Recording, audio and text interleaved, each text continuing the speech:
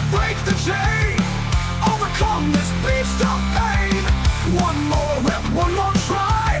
Feel the power rise so high.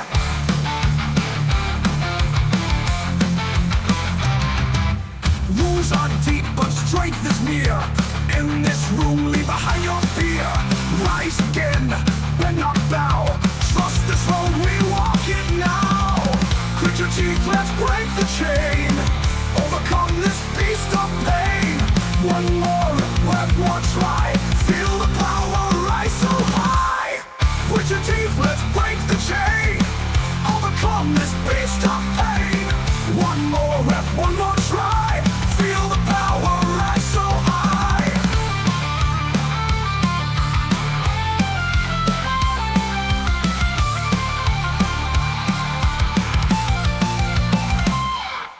Broken pieces, stitch them tight.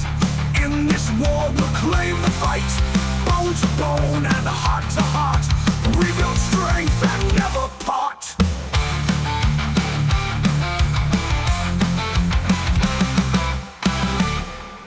Right, so we're diving into acute pain management today.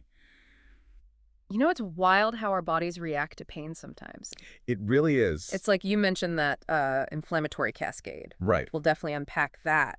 But before we even go there, why do we feel pain? Like, what's the point? Well, you can think of pain kind of like your body's alarm system. Okay. Like it's saying, hey, something's not right here, pay attention. So it's not always a bad thing, it's a signal. Makes sense. Like a super sensitive car alarm that goes off if someone like breathes on it too hard. Yes. But in this case, it's our body just saying, don't ignore me. Right. So speaking of signals, let's talk about this whole inflammatory cascade thing. Okay. Your notes mention this whole chain reaction with things like prostaglandins, bradykinin, Yeah. all these things I definitely can't pronounce. It sounds kind of intense. It is. It's a lot happening at the cellular level. Right. So basically you stub your toe, right? And your body's like, red alert, emergency. Yeah. And releases all these chemical messengers, those prostaglandins, bradykinin. Okay. They rush to the scene like first responders, and their job is to protect and heal that injured area. And they do that by triggering inflammation. So when I stub my toe Yeah. and I feel that throbbing, Yeah. are these little chemical messengers like poking at my toe? It's not that far off. I mean, that throbbing is a combination of things, right? Okay. It's those messengers irritating your nerve endings. Okay. It's the swelling putting pressure on the tissues. And it's basically your body's way of saying, give this a break. Let it heal. Okay. And here's where physical therapy comes in, right? Mm-hmm. We're trying to modulate that inflammatory response. Modulate. Not get rid of it completely. Exactly. Because we need some inflammation to heal. Right. But too much inflammation for too long can actually delay the healing process. Like Yeah. you want those first responders at a fire, right? You Yeah. want the fire truck, but you don't want them sticking around for like a week and flooding your entire house. Right. No. So the key is recognizing those early signs of inflammation. Yeah. The redness, the heat, the swelling, and then taking action. So early intervention is key. Got it. But there's another layer to this, right? You mentioned the whole fight or flight response. Yes. Which is kind of like our body's natural self-defense mechanism, right? Exactly. That's your sympathetic nervous system. Okay. And it's designed to protect you in a crisis, but sometimes it can actually make pain worse. Hold on. So my body's trying to protect me, but it could actually be making things worse. Sometimes, yes. It's like calling for a rescue boat and then panicking and accidentally tipping it over. Laughs. That's a great analogy. How does that even work? It's complicated, but basically those fight or flight nerves, Right. they can release substances that actually increase inflammation in the injured area. Yeah. And that creates this cycle of pain that can be hard to break. We call it neurogenic inflammation. So our bodies are complicated. They are. Got it. Got it. But this is where physical therapy comes in, right? Right. You're like the skilled mechanic when our internal alarm system and our engine are both kind of freaking out at the same time. Something like that. So what tools do you use for acute pain? Like what's in your toolkit? Well, we have a lot of different approaches, but one of the most effective is manual therapy. Okay. And there are two main types of manual therapy: joint mobilizations and soft tissue work. So it's like hands-on healing. I like it. Tell me more. So joint mobilizations, those are hands-on techniques that we use to get your joints moving properly again. Like imagine a rusty door hinge. Yeah. It creaks, it sticks. Yeah. We're like the oil coming in to smooth things out. Mhm. We use specific movements to Yeah. improve the mechanics of the joint. So if my knee feels like a rusty gate, you come in and work your magic. Exactly. And there are different techniques depending on what the issue is. Right. But the goal is always to restore a smooth, pain-free movement. I'm fascinated by this. What about soft tissue work? Okay, so is that like a deep tissue massage? It's similar, but we're usually a little more targeted than a massage therapist might be. Think of it as like ironing out the knots in your muscles. Oh, yeah. I know those knots. Right. Yeah. So we're working on the muscles and the fascia, which is that thin layer of connective tissue that surrounds all your muscles. Okay. And we're trying to release tension, improve blood flow, Oh. break up any adhesions that might be restricting movement and causing you pain. So that's where things like myofascial release and trigger point therapy come in. Exactly. Those are just two examples. And sometimes we use instruments for this too, Oh, interesting. which is called instrument-assisted soft tissue mobilization, or IASTM. Wow. There are so many different approaches. So we talked about the hands-on stuff. Mm. What about electrotherapy? I've heard about 10S units. Yeah. Are those like the little zap guns they use in sci-fi movies? No, not quite. Okay. 10S stands for transcutaneous electrical nerve stimulation. Okay. Sounds kind of intense, It does. but it's actually very simple. Basically, we use a low voltage electrical current, and it kind of scrambles the pain signals that your nerves are sending to your brain. So it's like intercepting the pain message before it even gets to my brain? Exactly. It's a non-invasive way to reduce pain. Okay. And then there's interferential current, or IFC, Hmm. which uses a slightly different type of electrical current, and it can actually reach deeper into the tissues. Ah, so it's like choosing between a text message and a direct phone call to the brain, depending on how quickly you need to get the pain relief. That's a great way to put it. We choose the method that we think will be the most effective for Okay. you in your particular situation. This is already super helpful. Yeah. But before we move on, I have to ask about ice and heat. Sure. Because it seems like everyone has an opinion They do. on when to use ice, when to use heat. I'm always so confused. It is confusing. So cryotherapy, which is cold therapy, Okay. that's going to be most effective in the first 24 to 48 hours after you have an acute injury. Think RICE, rest, ice, compression, elevation. So immediately after, say I twist my ankle, Yes, ice is the way to go. exactly. Cold helps to reduce inflammation. Okay. It constricts those blood vessels, it slows down nerve conduction, Yeah. it helps minimize the pain and the swelling. Okay, that makes sense. So when is heat the better option?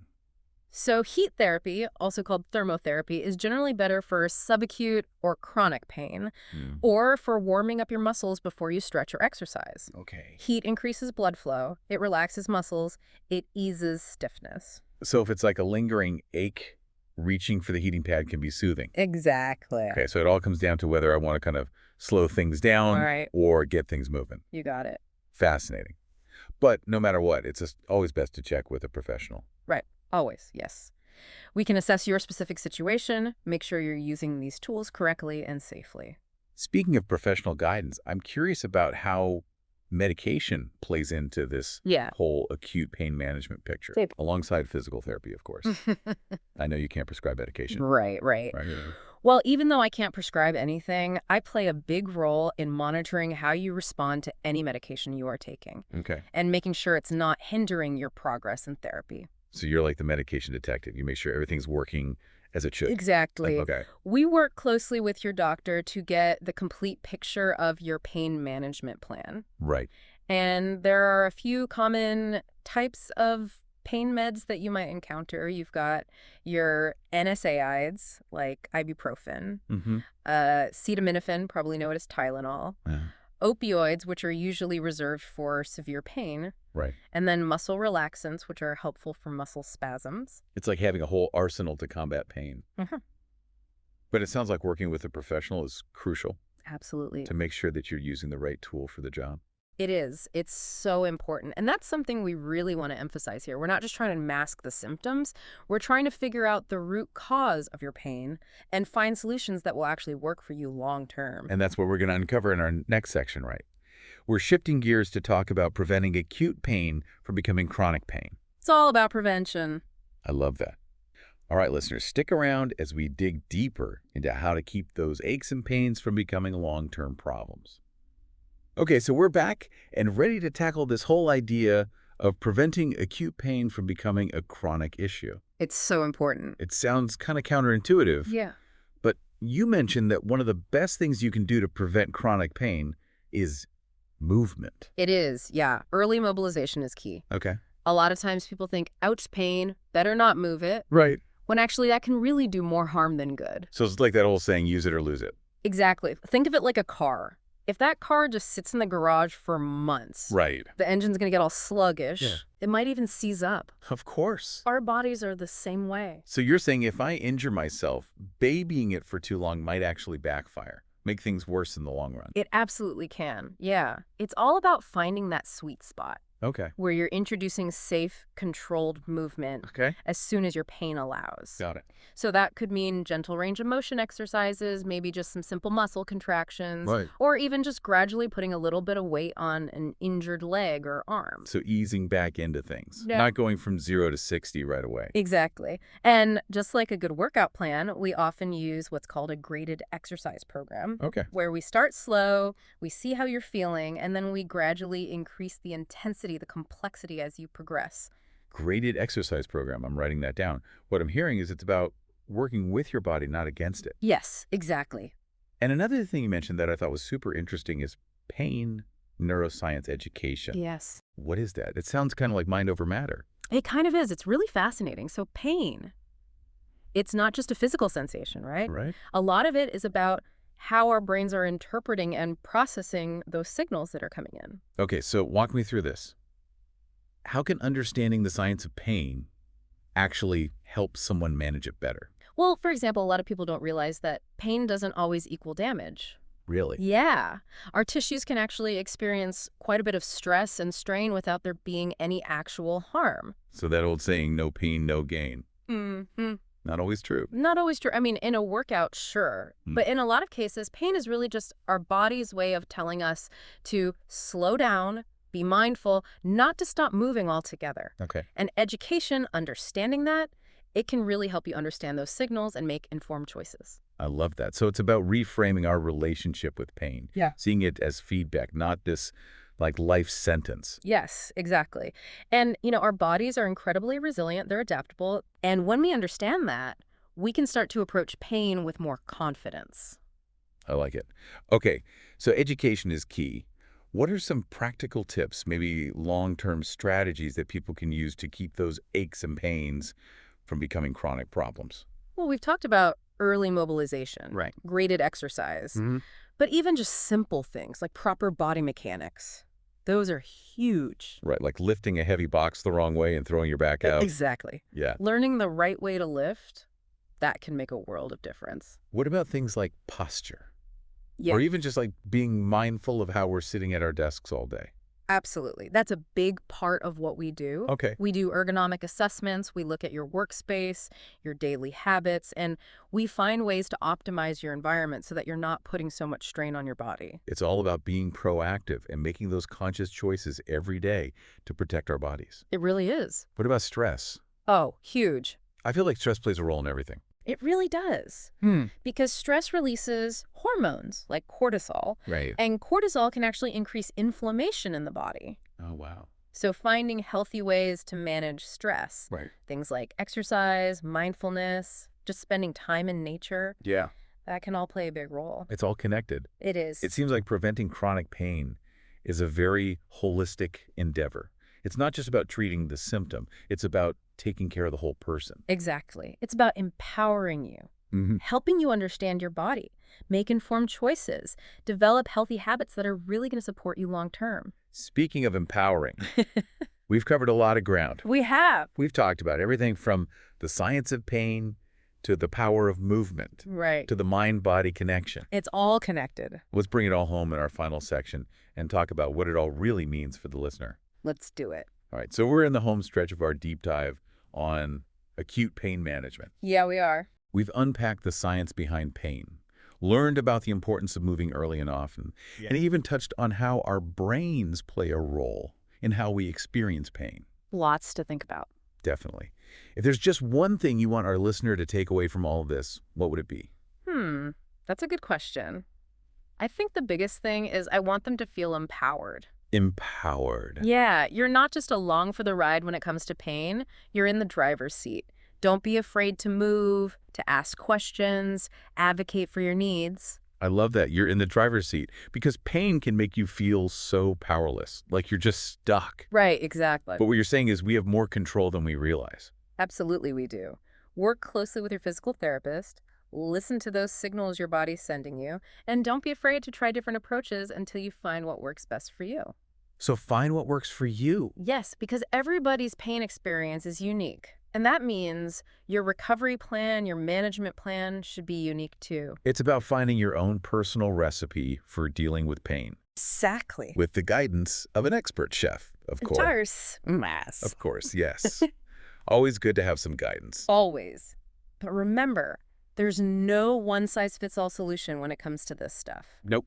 But by staying informed, by being proactive, by being engaged in your own healing process, Right. you can navigate acute pain and come out stronger on the other side. You absolutely can. This has been amazing. It has. I feel like our listener is walking a little taller today. Armed with knowledge, ready to tackle whatever pain comes their way. And remember, you don't have to go it alone. Reach out to a qualified physical therapist. We are here to help every step of the way. Couldn't agree more. And on that note, we're signing off for today. But the conversation doesn't end here. Keep exploring, keep asking questions, and keep those pain-fighting strategies top of mind. Until next time, stay curious and stay well.